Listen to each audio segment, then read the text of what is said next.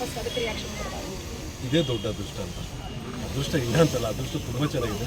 Right time, right cinema, right Friday, ಆ ಎಲ್ಲ rights ಕೂಡಿದೆ ನೋಡಿ. ಎಲ್ಲ ರೈಟ್ಸ್ ಇದ್ದಾವೆ, ಎಲ್ಲ ಕೂಡಿದೆ. ಇದು ಶುಕ್ರವಾರ ನೀವು ಹೇಳ್ದಂಗೆ ಎಲ್ಲ ಟ್ರೋಲ್ ಮಾಡೋದೇ ಹೆಚ್ಚು. ಬಟ್ ಅನೀಶ್ ನೀನು ಗೆಲ್ಲಬೇಕು, ನೀನು ಗೆಲ್ತೀಯ ಗುರು, ನೀನು ಗೆಲ್ಲಿಸ್ಬೇಕು, ಈ ಥರ ಕಮೆಂಟ್ಸ್ ನೋಡಿದಾಗ ನಾನು ನಿಜವಾಗ್ಲೂ ಇಷ್ಟು ಅದೃಷ್ಟ. ಮೇ ಬಿ ಇದು ಹೆಂಗೆ ಬಂತು ಅಂದರೆ ನನ್ನ ಪ್ರೀವಿಯಸ್ ಸಿನಿಮಾಗಳಿಂದಲೇ ಬಂತು. ಅವ್ರು ನೋಡಿರೋದು, ನನ್ನ ಪಿಕ್ಚರ್ಸ್ ನೋಡಿ, ನನ್ನ ಸಾಂಗ್ಸ್ ನೋಡಿ ಅವ್ರು ಅದನ್ನು ಇವತ್ತು ಯಾವುದೋ ಒಂದು ಕಮೆಂಟ್ ಬಂತು, ಗುರು ನೀನು ಗೆಲ್ತೀಯ ಗುರು, ಎಲ್ಲವರೆಗೂ ಪೂಜೆ ಮಾಡಿಸ್ತಾ ಇರ್ತೀನಿ.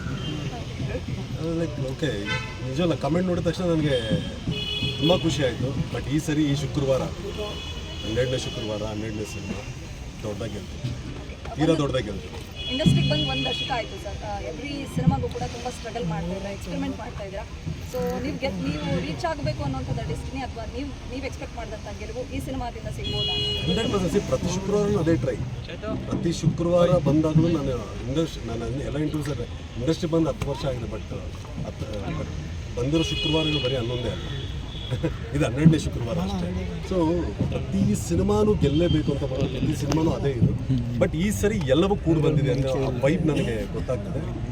ಗೆಲ್ಲೋರು ಸಿನಿಮಾ ಅನೌನ್ಸ್ ಆದ ಗಳಿಗೆಯಿಂದ ಟಿಲ್ಲಿ ಇವತ್ತಿನವರೆಗೂ ಕೂಡ ಪ್ರಮೋಷನ್ ಅಂತ ಬಂದಾಗ ತುಂಬ ಸ್ಟ್ರಾಟಜಿ ಯೂಸ್ ಮಾಡ್ತಾ ಇದ್ದಾರೆ, ಯುನೀಕ್ ಆಗಿ ಪ್ರಮೋಟ್ ಮಾಡ್ತಿದ್ದಾರೆ. ಇವತ್ತಿನ ಪ್ರಮೋಷನ್ ಬಗ್ಗೆ ಮಾತಾಡ್ತಾರೆ ಅಂದರೆ ಇವತ್ತು ಎಲ್ಲವೂ ನಾನು ಇಷ್ಟು ಶುಕ್ರವಾರ ಫೇಸ್ ಮಾಡಿದ್ಮೇಲೆ ಎಲ್ಲಿ ಅನೀಶ್ ಲ್ಯಾಕ್ ಆಗ್ತದೆ, ಮೇ ಬಿ ರೀಚಿಂಗ್ ಆಡಿಯನ್ಸಲ್ಲಿ ಸ್ವಲ್ಪ ಎಲ್ಲೋ ಲ್ಯಾಕ್ ಆಗ್ತಿದ್ವಿ, ಹಿಂಜರಿತಿದ್ವಿ ಅನ್ನೋದು ನನಗೆ ಅದು ಗೊತ್ತಾಗ್ತದೆ. ಸೊ ಆನ್ ದ ಫಸ್ಟ್ ಡೇಯಿಂದಲೇ ನಾವು ತುಂಬ ಶೋರ್ ಆಗಿದ್ವಿ.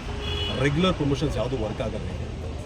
ನಿಜ ಮುಂಚಿನ ಥರ ಸುಮ್ಮನೆ ಕೂತು ಇಂಡಸ್ಟ್ರಿ ನಾನು ತುಂಬ ಕಷ್ಟಪಟ್ಟಿದ್ದೀನಿ, ನಾನು ತುಂಬ ಕಷ್ಟಪಟ್ಟು ಮಾಡಿದ್ರೆ ಇದು ಯಾವುದೂ ವರ್ಕ್ ಆಗೋದಿಲ್ಲ ಅಂತ ನನಗೂ ಅರಿವಿದೆ. ಸೊ ಏನಾದರೂ ಡಿಫ್ರೆಂಟ್, ಇವಾಗ ಅಭಿ ತುಂಬ ಇದರಲ್ಲಿ ಹೇಳ್ತಾರೆ, ಶಾರ್ಟ್ಸ್ ನೋಡ್ತಿರ್ತಾರೆ, ಅದರಲ್ಲೇ ಎಂಟರ್ಟೈನ್ ಕೊಡೋದಕ್ಕೆ ಅದಕ್ಕಿಂತ ಎಷ್ಟು ಚೆನ್ನಾಗಿ ನಾನು ಸಿನಿಮಾ ಮಾಡಿದ್ದೀನಿ ಅನ್ನೋದು ಕ್ವಶನ್ ಆಗುತ್ತೆ. ಸೊ ಈವನ್ ಪ್ರಮೋಷನ್ ಇವಾಗ ಅದೇ ಮ್ಯಾಟ್ರಿಗೆ, ಸುಮ್ಮನೆ ಪ್ರಮೋಷನ್ ಮಾಡಿಬಿಟ್ರೆ ಅದಾಗಲ್ಲ, ಅದರಲ್ಲೂ ಒಂದು ಎಂಟರ್ಟೈನ್ಮೆಂಟ್ ಇರಲಿ ಆಡಿಯನ್ಸ್ಗೆ.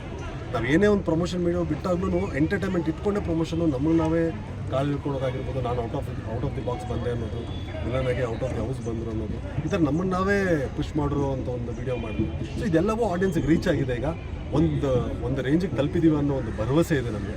ಸೊ 22ನೇ ತಾರೀಕು ನಾನು ಒಂದಷ್ಟು ದಿನ ನಾನು ಟೀಮ್ಗೆ ಹೇಳ್ತಾನೆ ಇದ್ದೀನಿ, ಅದೇನೋ ಗೊತ್ತಿಲ್ಲ ನನಗೆ. ನವಂಬರ್ 22ಕ್ಕೆ ನಾನು ತುಂಬ ಹೌಸ್ಫುಲ್ ಶೋಸ್ ನೋಡ್ತಿದ್ದೀನಿ. ನನಗೆ ಬ್ಯಾಕ್ ಎಂಡಲ್ಲಿ ತುಂಬ strong feeling. I really don't know ಹೆಂಗೋ ಇದು ಏನು ಹೆಂಗಾಗುತ್ತೆ ಏನು ಯಾವುದಕ್ಕೂ ನನಗೆ ಉತ್ತರ ಇಲ್ಲ. ಬಟ್ ನವಂಬರ್ 22ಕ್ಕೆ ನಾನು ಓಪನ್ ಮಾಡೋದಾಗಿಂದನೂ ನನಗೆ very sure gut feeling from here ಅಂತಾರೆ. ನವಂಬರ್ 22 ಹೌಸ್ಫುಲ್ ಶೋಸ್ ಬೀಳುತ್ತೆ. ಒಂದಷ್ಟು ಪಾಯಿಂಟ್ಸ್ ಅಭಿಗೆ ಹೇಳಿದ್ದೀನಿ, ಅಭಿ ನೋಡಿ ಈ ಸೀನಲ್ಲಿ ಹಿಂಗೆ ನಗ್ತಿರ್ತಾರೆ, ಅದು ಹೌಸ್ಫುಲ್ ಶೋಲೇ ನಗ್ತಿರ್ತಾರೆ ಜನ, ನಾವಿಬ್ಬರು ಏನೋ ಪ್ರೊಜೆಕ್ಟ್ ರೂಮಿಂದ ನೋಡೋಣ ಅಂತ. ಸೊ ಇದೆಲ್ಲವೂ ಅನಿಸ್ತಿದೆ, ಎಲ್ಲ ವೈಬನ್ನು ಈ ಸರಿ ನನಗೆ ತುಂಬ ಸ್ಟ್ರಾಂಗಾಗಿ ಅನಿಸ್ತಿದೆ.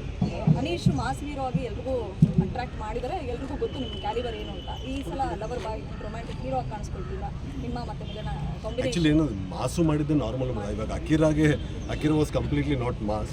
May be back to back mass ಮಾಡಿದ್ರಿಂದ ಎಲ್ಲರೂ ಮಾಸ್ ಸಿನಿಮಾ ಅಂತೇಳಿ ಎಲ್ಲ ಪಾತ್ರಗಳು ಮಾಡಬೇಕು ಅನ್ನೋದೇ ಆಸೆ. ಮಾಸ್ಗೂ ಸೂಟ್ ಆಗಬೇಕು, ಇದಕ್ಕೂ ಸೂಟ್ ಆಗಬೇಕು. ನಾಳೆ ಇನ್ನೊಂದು ಮಾಡಿದಾಗೂ ಆಡಿಯನ್ಸ್ಗೆ ಏನಂದರೆ ಅನೀಶ್ ಇದೇ ಕ್ಯಾಟಗರಿ ಮಾಡ್ತಾನೆ, ಇಷ್ಟೇ ಕೇಪಬಲ್ ಅನ್ನೋದು ನನಗೆ ಅದನ್ನು ಇದು ಮಾಡೋದು ನನಗೆ ಇಷ್ಟ ಇರಲಿಲ್ಲ. ಆ್ಯಂಡ್ ಇಷ್ಟನೂ ಇಲ್ಲ. ನೆಕ್ಸ್ಟು ಇನ್ನೊಂದೇನಾದರೂ ಒಂದು ಡಿಫ್ರೆಂಟ್ ಎಲ್ಲ ಪಾತ್ರಗಳನ್ನು ಮಾಡುವಂಥ ಒಂದು ನಟ ಆಗಬೇಕು ಅನ್ನೋದೇ ನನ್ನ ಆಸೆ. ಆ್ಯಂಡ್ ಆರ್ ಅರವಿಂದ್ ಸ್ವಾಮಿಯಲ್ಲಿ ಪಾತ್ರನೇ ಮಜಾ, ಅಭಿ ಬರೆದಿರೋ ಪಾತ್ರನೇ ಮಜಾ. ಇಲ್ಲಿವರೆಗೂ ನಾನು ಆ ಪಾತ್ರ ಪ್ಲೇ ಮಾಡಿಲ್ಲ. ಅದರಲ್ಲಿ ಆ ಪಾತ್ರಕ್ಕಿರೋ ಒಂದು ಕೊಬ್ಬೆ ಆಡಿಯನ್ಸ್ಗೆ ಮಜಾ ಕೊಡ್ತಾರೆ. ಅಕಿರಾ ಸಿನಿಮಾ ಪ್ರೊಡ್ಯೂಸರ್ ಅಂತ ಇಬ್ಬರು ಪ್ಯಾಷನೇಟ್ ಪ್ರೊಡ್ಯೂಸರ್ಗಳು, ಗುಲ್ಟು ಮತ್ತು ಅಕಿರಾ. ಸೊ ನಿಮ್ಮ ಬೆನ್ನೆಲುಬಾಗಿ ನಿಂತಿದ್ದು ಪ್ರೊಡ್ಯೂಸರ್ಸ್ ನನ್ನ ಕ್ಲೋಸ್ ಫ್ರೆಂಡ್ಸು ತುಂಬ ಹೊಗಳಿದ್ರೆ ದೃಷ್ಟಿಯಾಗುತ್ತೆ. ಇಬ್ಬರು ನನ್ನೋರು, ನಾನು ಹೆಚ್ಚಿಗೆ ಮಾತಾಡಲ್ಲ.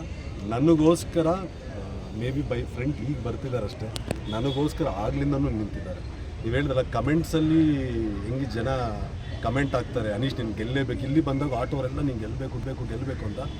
ಇವರಿಬ್ಬರು ಹಂಗೆ ಪಣ ತೊಟ್ಟಿದ್ದಾರೆ, ಗುರು ನೀನು ಗೆಲ್ತೀಯ ಗುರು. ನಾನು ಎಷ್ಟೋ ಸರಿ ಆಯಿತು ಓಕೆ ನನಗೆ ಮಾಡಿದ್ರಿ ಈ ಸಿನಿಮಾ ಇನ್ನೊಬ್ರಿಗೆ ಮಾಡಿರಿ ಅದೇ ಗುರು ನೀನು ಗೆದ್ಬಿಡು ಗುರು, ನೀನು ಗೆದ್ಬಿಟ್ಟು ಇನ್ನೊಂದು ಪ್ರತಿಭೆ ತೊಗೊಳ್ತೀವಿ ಅಂತಾರೆ ಅವರು. ಸೊ ಅಷ್ಟು ಪ್ಯಾಷನೇಟಾಗಿ ನನಗೇ ಮಾಡಬೇಕಂತ, ನಾನು ಗೆಲ್ಲೇಬೇಕು, ನನಗೋಸ್ಕರನೇ ಮಾಡಬೇಕು ಅಂತ ಬ್ಯಾಕ್ ಟು ಬ್ಯಾಕ್ ಅನ್ನೋದು ಮಾಡ್ತಿದ್ರೆ ನಾನು ಹೇಳ್ತೀನಲ್ಲ, ಇವಾಗ ನನ್ನ ತಂದೆ ನಮ್ಮ ತಾಯಿ ಇವರೆಲ್ಲ ಸ್ವಾರ್ಥಿ ಆಗ್ತಿದ್ದಾರೆ. ಅವರು ಮಗ ಗೆಲ್ಲಬೇಕು ಅನ್ನೋದು ಅವ್ರ ಸ್ವಾರ್ಥ. ಬಟ್ ಆಸ್ ಎ ಫ್ರೆಂಡ್ಸ್ ಮಾಡ್ತಿದ್ದಾರಲ್ಲ ಆ ಪ್ರೀತಿ ಇನ್ನೂ ದೊಡ್ಡದು. ಎಲ್ಲ ಬಿಸ್ನೆಸ್ಸು ಗೊತ್ತು, ಸೈಟ್ಗಳು ತೊಗೊಬೋದು, ರಿಯಲ್ ಎಸ್ಟೇಟ್ ಮಾಡ್ಬೋದು, ಅಪಾರ್ಟ್ಮೆಂಟು ಕಟ್ಬೋದು. ಬಟ್ ಒಬ್ಬ ಫ್ರೆಂಡ್ ಗೆಲ್ಲಬೇಕು ಅಂತ ಒಂದು ಕೋಟಿ ಇನ್ವೆಸ್ಟ್ ಹಾಕಿ ಒಂದು ಫ್ರೆಂಡ್ ಗೆಲ್ಲಬೇಕು, ಇವ್ನು ನಿಲ್ಲಿಸ್ಬೇಕು ಅನ್ನೋದಲ್ಲ, ಅದು ತೀರಾ ದೊಡ್ಡದು. ಅದಕ್ಕೆ ಇಟ್ ಆಲ್ವೇಸ್ ಬಿ.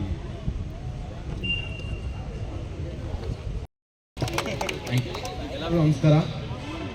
ಇಲ್ಲಿ ಬಂದಿರೋರಿಗೆ ಎಲ್ಲರಿಗೂ ಧನ್ಯವಾದಗಳು, ಆಟೋದವ್ರಿಗೆ ಎಲ್ಲರಿಗೂ ಧನ್ಯವಾದಗಳು. ತುಂಬ ಥ್ಯಾಂಕ್ಸ್. ನಮ್ಮ ಶಾರ್ಟ್ ಫಿಲಮ್ಸ್ಗಳೆಲ್ಲ ನೋಡಿದ್ದೀನಿ ಅಂತ ಹೇಳ್ತಾ ಇದ್ರಿ, ತುಂಬ ಖುಷಿಯಿಂದ ಎಲ್ಲರೂ ನೋಡಿದ್ದೀರಾ, ಎಲ್ಲರೂ ಪ್ರೀತಿಯಿಂದ ಹೇಳ್ತಾ ಇದ್ದೀರಾ. ಸೊ ಅದೇ ಮನೋರಂಜನೆ ನಿಮಗೆ ಸಿನಿಮಾದಲ್ಲಿ 100% ಸಿಗುತ್ತೆ.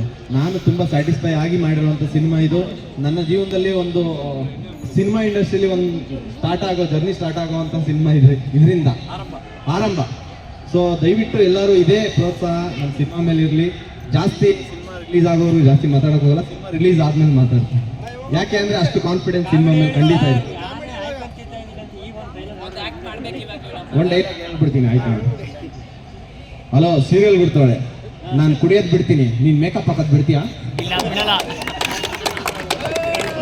Thank you madam, thank you very much. ಇನ್ನೊಂದ್ಸಲ ಇಲ್ಲ. ಹಲೋ, ಸೀರಿಯಲ್ ಬಿಡ್ತಾಳೆ, ನಾನು ಕುಡಿಯೋದು ಬಿಡ್ತೀನಿ, ನೀನು ಮೇಕಪ್ ಹಾಕೋದು ಬಿಡ್ತೀಯಾ? ಬಿಡಲ್ಲ ಅಣ್ಣ, ಯಾರು ಕುಡಿಯೋದು ಬಿಡಲ್ಲ, ಮೇಕಪ್ ಹಾಕೋದು. Thank you very much. Cinema ಇಂಡಸ್ಟ್ರಿಗೆ ಬಂದಾಗ ಎಲ್ಲರೂ ನಮ್ಮನ್ನ ಝೀರೋ ತರ ನೋಡ್ತಾ ಇರ್ತಾರೆ. ಆ ಝೀರೋ ನಮ್ಮನ್ನ ಹಿಂದೆ ಹಾಕಿದಾಗ ವ್ಯಾಲ್ಯೂ ಬರಲ್ಲ. ಒಂದ್ರ ಪಕ್ಕ ಝೀರೋ ಮುಂದಕ್ಕೆ ಬಂದಾಗ ಆಡಿಯನ್ಸ್ ಆಗ್ತಾರೆ. ಅಲ್ಲಿಂದ ಸೊನ್ನೆಗಳು ಆಡ್ ಆಗ್ತಾ ಒಂದು ವ್ಯಾಲ್ಯೂ ಕ್ರಿಯೇಟ್ ಆಗುತ್ತೆ. ಪ್ರತಿ ಆಡಿಯನ್ಸ್ ಒಂದೊಂದು ಮುತ್ತುಗಳು. ಅವ್ರು ನಮ್ಗೆ ಈ ಸತಿ ನಿಜವಾಗ್ಲೂ ಪ್ರೀತಿ ಒಂದು ಅಪ್ಪಿಗೆ ಕೊಡ್ತಾರೆ. ಈ 22 ನಮ್ದೆ ಕನ್ನಡ ರಾಜ್ಯೋತ್ಸವ ತಿಂಗಳಲ್ಲೇ ಬಿಡ್ತಾ ಇದೀವಿ. ಕನ್ನಡ ಸಿನಿಮಾ ಬೆತ್ತು ತಾಕತ್ತು ಈ ಸತಿ ತೋರಿಸ್ತೀವಿ. ನವೆಂಬರ್ 22 ನಮ್ದೆ ಕನ್ನಡ ರಾಜ್ಯೋತ್ಸವ. ಒಂದಕ್ಕಲ್ಲ, ವರ್ಷ ಪೂರ್ತಿ ಆಚರಣೆ ಮಾಡ್ತಾ ಇರ್ತೀವಿ. ಇವತ್ತು ಆಟೋದವರು ಫಸ್ಟ್ ಆಫ್ ಆಲ್ ಹೇಳಲೇಬೇಕು, ಶಂಕರಣ್ಣ ತೀರೋ ಎಷ್ಟೋ ಕಾಲ ಆದ್ರೂ ಅವ್ರ ಹೆಸರನ್ನ ಜೀವಂತ ಉಳಿಸ್ಕೊಂಡ್ ಬಂದಿರೋದು ಆಟೋದವರು. ಸಿನಿಮಾಗಳನ್ನ ಉಳಿಸ್ತಾ ಇರೋದು ಆಟೋದವರು. ಎಷ್ಟೋ ಜನ ನಾನು ಸುಮ್ಮನೆ ಇವಾಗ ನಾವು ಸಿಕ್ಕಿದೀವಿ ಅಂತ ಹೇಳ್ತಾ ಇಲ್ಲ. ನಾನು ಕಾಲೇಜ್ ಬಂದ್ಕೊಂಡು ಹೋಗ್ತಾ ಇದ್ನಲ್ವಾ, ಯಾವುದೇ ಶೋ ಇರಲಿ, ಒಂದು ಆಟೋದವ್ರು ಏನಂತಂದ್ರೆ ಅವರು ಪಾಪ ಒಂದು ಕೆಲಸ ಬಿಡುವು ಮಾಡಿಕೊಂಡು ಕನ್ನಡ ಸಿನಿಮಾ ನೋಡ್ತಾರೆ. ಕನ್ನಡ ಉಳಿಸ್ತಾ ಇರೋದು ಬೆಳೆಸ್ತಾ ಇರೋದು ಅಂತ ತುಂಬ ದೊಡ್ಡವರು ಅಂತಾರೆ. ಬಟ್ ನಿಜವಾಗ್ಲೂ ಬೆಳೆಸ್ತಾ ಇರೋದು ಆಟೋದವರು ಎಲ್ಲ ನಮ್ಮ ಮಿಡಲ್ ಕ್ಲಾಸ್ ಜನಗಳೇ. And thank you. 22ಕ್ಕೆ ಸಿನಿಮಾ ನೋಡಿ, ಸುಮ್ಮನೆ ಯಾವುದೋ ಒಂದು ಸಿನಿಮಾ ಪ್ರಮೋಷನ್ಗೆ ಬಂದಿದ್ದೀವಿ, ಆಟೋದಿಂದ ಸ್ಟಿಕ್ಕರ್ ಅಂಟಿಸಿದ್ದೀವಿ, ಮಾತಾಡ್ತಾ ಇದ್ದೀವಿ ಅಂತಲ್ಲ. ನಾನು ಅವಾಗಲೇ ಸುಮ್ಮನೆ ಹೇಳಿಲ್ಲ, ಮನಸ್ಸಲ್ಲೂ ಸ್ಟಿಕ್ಕರ್ ಅಂಟಿಸ್ತೀವಿ. ಒಳ್ಳೆ ಸಿನಿಮಾ ನವೆಂಬರ್ 22ಕ್ಕೆ ಮಿಸ್ ಮಾಡದೆ ಬನ್ನಿ. Thank you, love you, thank you. SS TV, cinema ಜಗತ್ತಿನ ಕ್ಷಣ ಕ್ಷಣದ ಸುದ್ದಿಯೊಂದಿಗೆ.